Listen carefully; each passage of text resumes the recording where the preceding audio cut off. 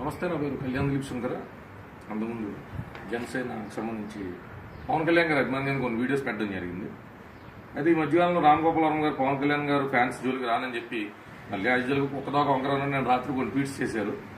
ఆ ట్వీట్స్తో దెబ్బగా ఆయన అభిమాని అయిపోయాను నేను. ఐ లవ్ యూ సార్ అజీవ్ గారు, ఐ లవ్ యూ సీరియస్లీ. అయితే రామ్ గోపాల్ వర్మ గారు చేసిన ట్వీట్స్ ఏంటంటే, పవన్ కళ్యాణ్ స్పెషల్ స్టేటస్ మీరు డిమాండ్ చేస్తే వస్తుంది కానీ విన్నపిస్తే రాదు సార్. కేసీఆర్ ని తాట వేస్తా అనే పవర్ హీరో మాకు కావాలి కానీ విన్నపాలు కోరే పవర్ లైన్ స్టార్ మాకు వద్దు సార్. సినిమాల్లో అందరికీ ఓపెన్ వార్నింగ్లు ఇచ్చి రియల్ లైఫ్ లో కేవలం విన్నపాలు చేస్తే పవర్ కి స్టార్ కి మీనింగ్ ఏంటి? ఫ్లాప్ అయినా కూడా మాకు గబ్బర్ సింగే కావాలి సార్, కానీ బెగ్గర్ సింగ్ వద్దు సార్. విన్నపం is begging.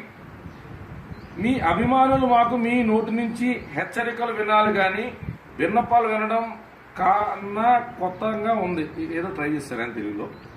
Next, KTR I think has far more power as a star than you, not having any more power as a star and not even as much as stylish star. అంటే వాళ్ళ company ఏదో పెడదామని try చేశారు. Mega ఫ్యామిలీలో ఏదో మనం అలా try చేద్దామని. వీరుడు అడుక్కోకూడదు సార్. ఏ కాపులైతే కాపులు క్యాస్ట్ మీదకి వస్తే డార్లింగ్ మీకు పవర్ ఇచ్చారో, ఏ కాపులైతే మీకు పవర్ ఇచ్చారో వాళ్ళని మీ విన్నపాలతో భేదవాళ్ళని చేయొచ్చు sir. All common, sensical and truly self-respecting couples, and also including our Rajus, hate your Venapams. I honestly think KTR is a far bigger power star than you because he only talks powerful, whereas you just beg and request. అంతకుముందు కూడా చాలాసార్లు చెప్పాను నేను. మీరు ఏంటంటే చాలా మంది తెలీదు మీకు యాక్చువల్గా పవన్ కళ్యాణ్ అంటే ఉన్న ఇష్టం పర్ఫెక్షన్ మీరు కోరుకుంటున్నారు. కాకపోతే 140 minutes ఉన్న సినిమాకో 140 క్యారెక్టర్స్ కి కన్ఫైన్ అయిన ట్విట్టర్కో నీ మేధస్సు కన్ఫైన్ అయిపోయి ఉండకూడదమ్మా. మీరు ప్రత్యక్ష రాజకీయాల్లోకి రండి. మీరు అలా ట్విట్టర్లో కూర్చుని ఇంకెవరి గురించి చెప్పలేరు కదా. మన సూపర్ స్టార్ గురించి మాట్లాడారు, తోలు తీసారు సూపర్ స్టార్ ఫ్యాన్స్. అదే మన రజనీకాంత్ సార్ ఫ్యాన్స్. మీరు ఎవరి జోలికి వెళ్ళారు, బాలయ్యబాబు జోలికి వెళ్ళారంటే మామూలుగా ఉండదు. మీ ధైర్యం మీ దొమ్ము ఎంతసేపు మెగా ఫ్యామిలీ దాకానే ఉంటుంది, మీకు అంతకుమించి వెళ్ళలేదు. కాకపోతే ఏంటంటే మీరు ఇలాగ సలహాలు సూచనలు పవన్ కళ్యాణ్ ఫేస్బుక్ లోనో ట్విట్టర్లోనో కాకుండా మీకు దమ్ము ధైర్యం ఉంది కాబట్టి, అంటే మీకు మీరు చెప్పుకుంటారు కాబట్టి, మీరు యాక్షన్ సినిమాలు ఫ్యాక్షన్ సినిమాలు ఎలాగ తీసొచ్చేది ఏమి లేదు, పెద్ద స్టోరీలు కూడా ఏం లేవు కాబట్టి మీరు 2019 డైరెక్ట్ రాజకీయాల్లోకి వచ్చేయండి.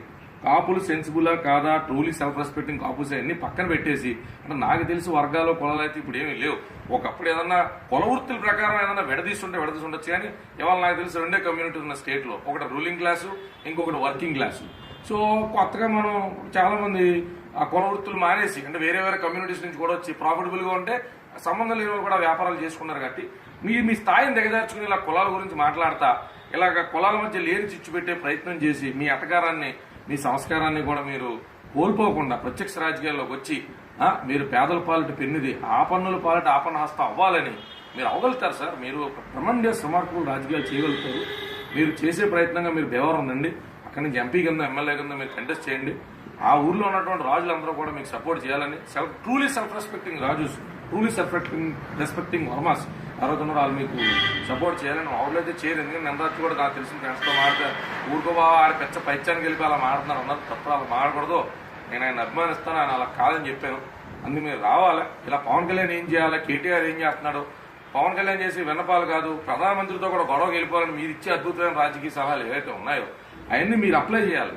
జయప్రకాష్ నారాయణ, పవన్ కళ్యాణ్ వీళ్ళంతా రాజకీయాలు షూట్ అవ్వాలి సార్. మీలాంటి వాళ్ళు కావాలి, డైనమిక్ లీడర్స్ మనకి. అందుకు మీరు రండి, మేము మీ వెనకాల నడుస్తాం. మన కుర్రలో 5,000 మంది ఉన్నారో మీరేం రీలా పడకండి. మొన్నటిదాకా అయితే డబ్బులు చందాలు వేసుకున్నాం, ఏ అరగంటలో వైజాగ్లో చూపిద్దాం అనుకున్నాం కానీ మీకు అక్కడ ఏ సెట్ అయ్యే కాదు. మీరు ప్రజాసభలో ప్రజల తరఫున పోరాడాలి. మీ ఇంటెన్షన్ ఎంతకాలం మాకు అర్థం కాల. నేను రాత్రి మీ డ్యూటీ చేసిన తర్వాత నాకు ఆ ఎన్లైట్మెంట్ అనేది కలిగింది కాబట్టి మీరు వస్తారని.